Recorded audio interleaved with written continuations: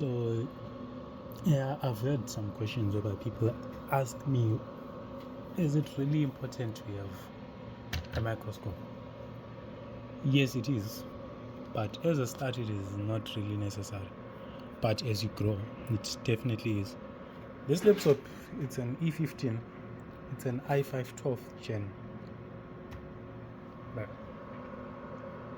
12th gen core i5, yeah, really low because it's got 1.3 gigahertz base. Of course it can go up to 2 point something, but that is really slow.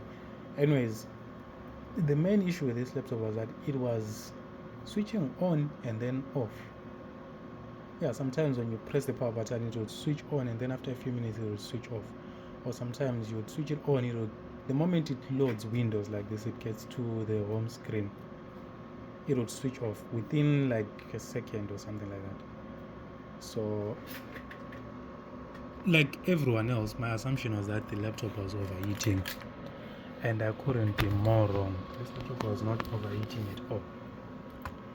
So today I go to work. It was liquid damage first of all. So today, like actually tonight, it's at night right now. As you can see, it's dark outside. Anyways, I took the contact cleaner and I cleaned the entire motherboard bit by bit. Then I put it under a microscope, and what I discovered was that this tiny little component, I don't know where the old one is, but I'll show you the one that I replaced. That one, this one over here, yeah, this one, it had one pin broken there where you see a jumper wire. Yeah, that piece of jumper wire there going like an L, like an arrow or something like that was broken, that pin. So I had to remove that component and then get another one from that donor motherboard over there and replace it on this motherboard, and the laptop is not switching off.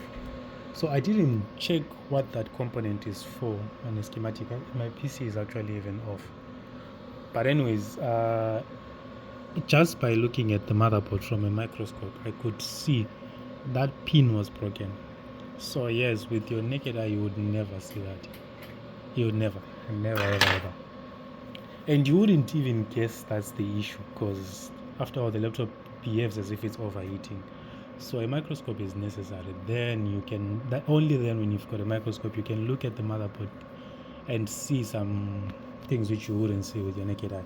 I've had situations, like not situations as such, but I've watched videos whereby a guy like maybe Louis Rossman is fixing a motherboard or soldering, and then they discover a cap which is cracked, literally cracked, but you wouldn't see it with your naked eye. Yeah, such situations. Also, I had to change the charging port. Yeah, that's not a big issue. Type-C charging port, not an issue at all nowadays. But anyways, that had to be changed as well. So yeah, you wouldn't guess that's the issue unless you are using a microscope. So it is necessary, but as a starting point, it's not necessary to have a microscope. Just your power supply, definitely. A good multimeter, definitely. A good soldering iron, at least one that you can change the tip, even if it's a cheap one. As long as you can change the tip and put a really sharp tip for micro soldering, that will be fine. And then a good water station. So even those ones, the old ones, the vibrating ones, they're also good. Then over time you can change to these ones, but this is actually cheap compared to the Heko and stuff. It's cheap, but here that's the most expensive one.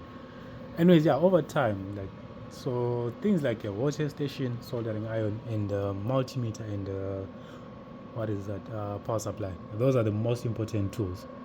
And yes, of course, a good set of screwdrivers. So it doesn't matter which one you use. I would say just have all the screwdrivers and you will be good.